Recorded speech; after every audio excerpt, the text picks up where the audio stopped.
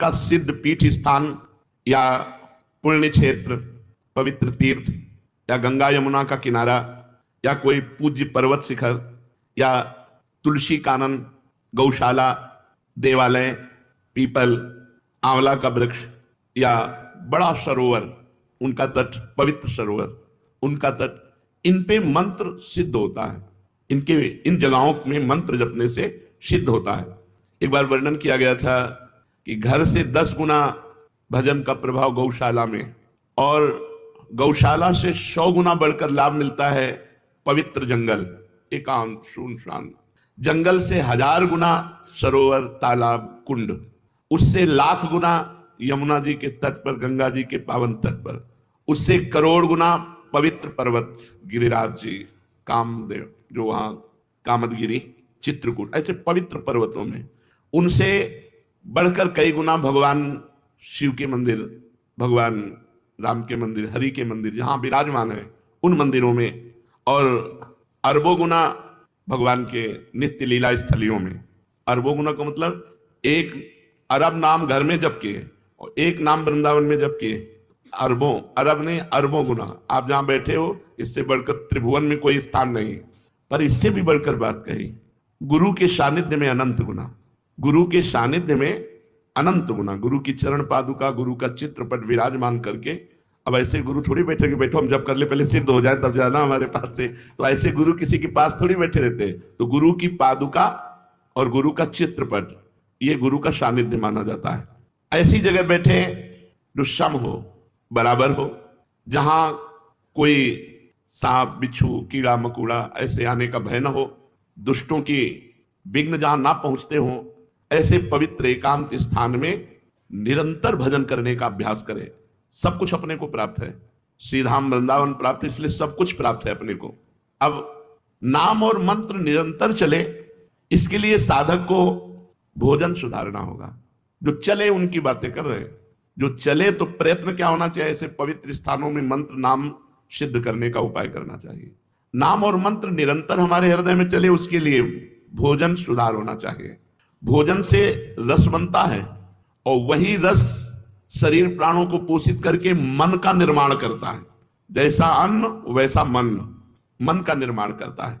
जो अशुद्ध निषिद्ध, अशुद्ध और निषिद्ध भोजन करते रहते हैं, उनके प्राण मलिन हो जाते हैं, उनका मन मलिन हो जाता है, उनसे भजन नहीं होता। भगवत प्राप्ति के लिए शरीर में उछाहलीपन, चैतन्यता, प्राण क्षोभ रहित और मन ग्लानि रहित, तब भजन होता है।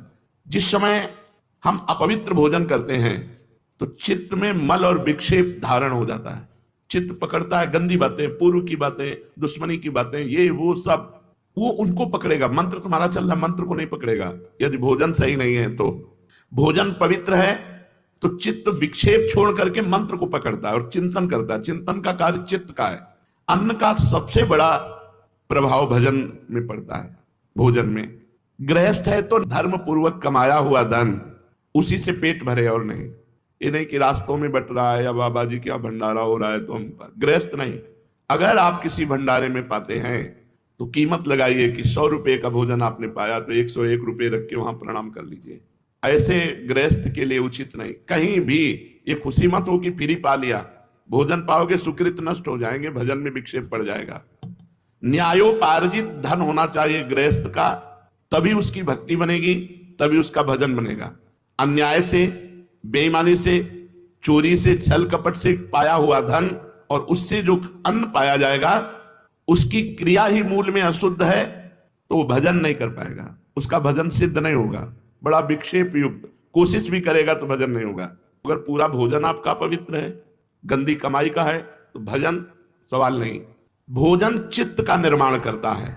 चित्त मंत्र या नाम को पकड़ता है। जो अन्यायी है, अन्याय से धन एकत्रित करता है, भूल जाए कि वो भजन करेगा। पाखंड माला हाथ में, मन संसार में, भजन नहीं हो। इसलिए पहले भोजन पर सुधार कीजिए। गृहस्थ है तो न्यायोपार्जित धन के द्वारा अपना उदर पोषण करे, किसी का भी फ्री पानी न पिए। देख लो आपका भजन बढ़ेगा। कोई हलवा पूड़ी रास्ते में बट रहा नहीं, आप कोई विरक्त थोड़ी, गृहस्थ तो खरीद के खाओ, पवित्र जगह से खरीद लो। यदि वहीं पाना है तो 150 रुपए भेंट रख के आओ, खाली हाथ नहीं कि खाया और चल दिया बड़ा मौज है, तुम्हारे सुकृत नष्ट हो जाएंगे। अब आया सन्यासी, ब्रह्मचारी, वैष्णव, ये भोजन कहां से पाए? इसमें सर्वोपरिवृत्ति आकाश वृत्ति। आकाश वृत्ति कहते हैं जो परमात्मा स्वयं हमारे पास पहुंचा दे, कहीं मांगा नहीं, इशारा भी नहीं किया, हमारे पास जो आ गया उसी से उदर पोषण। काशी में इसी आकाश वृत्ति से रहते थे। दूसरी वृत्ति पवित्रता में माधुकरी। मधुकर कहते हैं भ्रमर को, जैसे एक एक फूल से थोड़ा थोड़ा पराग लेकर भंवरा अपना उदर पोषण करता है, ऐसे 5 घर या 7 घरों से एक एक माधुकरी लेकर के अपना उदर पोषण करे। श्वान वृत्ति कभी स्वीकार न करे। धनी पुरुषों की चाटुकारिता करके अपनी व्यवस्था करा लेना, श्वान वृत्ति कभी नहीं। सिंह वृत्ति कभी धारण न करे, अपनी तपस्या का रौब, अपना चमत्कार दिखा करके भरण पोषण नहीं। आकाश वृत्ति, मधुकर वृत्ति, मधुकरी वृत्ति, और सबसे महान है अजगर वृत्ति। आकाश वृत्ति में तो हम व्यवस्था करेंगे, हमारे पास 100 रुपये आ गए तो हम गेहूं लाएंगे, चावल लाएंगे, दाल लाएंगे, तब व्यवस्था। वो ये भी नहीं करेगा, बना बनाया मुंह के सामने आ गया तो खा लिया नहीं। अजगर वृत्ति, इन वृत्तियों को धारण करें जो सन्यासी हैं, बैरागी हैं, भगवत मार्ग के पथिक हैं। अगर वो किसी आश्रम में पाते हैं तो पूरी पसीना निकालने वाली सेवा होनी चाहिए, 4-6 घंटे की सेवा की। नारायण स्वामी जी जब वृंदावन वास कर रहे थे तो 8 घंटे लेवरी करने के बाद कह देते मुझे 4 रोटी दे दो बस। 8 घंटे मेहनत करते और 4 रोटी लेते, खूब भजन करते। ये मत समझो कि आप भजनानंदी हो, बढ़िया कपड़ा, बढ़िया जूता, बढ़िया भोजन, ये फ्री है। ऐसे भजन नहीं होता। झाड़ू लगाओ, पोछा लगाओ, 2-4-6 घंटे खूब मेहनत करी और फिर उधर पोषण किया और रात दिन भजन में लगे, तब तुम्हारा भजन बढ़ेगा और सुरक्षित रहेगा। नहीं तो माधुकरी पाओ और यमुना किनारे पड़े रहो, वहीं मांगो, खाओ, यमुना जी के पावन तट पर रहो, कोई सेवा मत करो, फिर तुम्हारा भजन भले बन जाए, वो भी गुरु आज्ञा से, मनमानी आचरणों से तो वो भी नहीं। जो भोजन पवित्र नहीं पाता उसमें आलस्य, प्रमाद और भोग कामना, ये 3 बातें रहती है।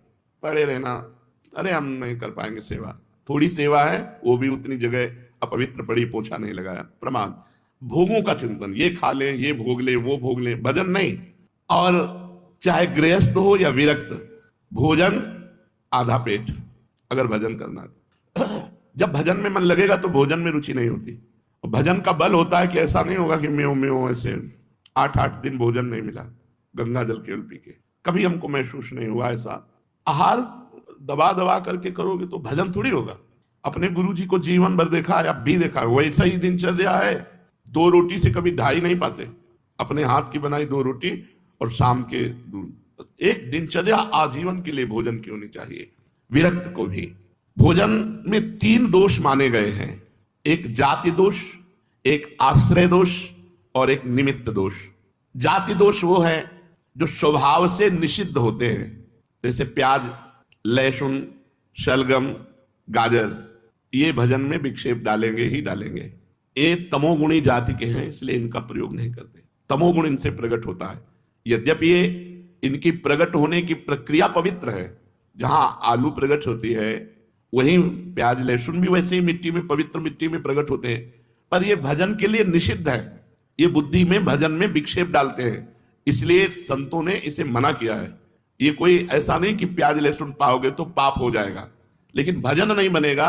भजन शुद्ध बने, ये तमोगुणी वस्तु है, इसलिए इसको त्याज्य किया गया। ये ऐसा नहीं है कि एकदम मांस मदिरा की तरह, ऐसा नहीं है। ये हमारे भजन में वृद्धि पड़े, इसलिए सलगम, लहसुन, प्याज, गाजर, जाति दोष वाली वस्तुएं यदि हम पाएंगे तो ये हमारे मन को अपवित्र कर देंगे और भजन नहीं होगा। दूसरा, आश्रय दोष। जैसे रसोई आपको खीर पूड़ी बड़ा पवित्र बना के दी गई, लेकिन उस रसोई में मांस रांधा गया है, वही गैस चूल्हा है, वही बनाने वाले हैं, वही पात्र हैं, ये आश्रय दोष हो गया। अगर आप पाते हैं तो आपकी बुद्धि भ्रष्ट हो जाएगी। जैसे मांस खाने से बुद्धि भ्रष्ट होकर उसका नरक गमन होगा, ऐसे ही उस रसोई का पाने से आपकी बुद्धि भ्रष्ट हो जाएगी, भजन में नहीं।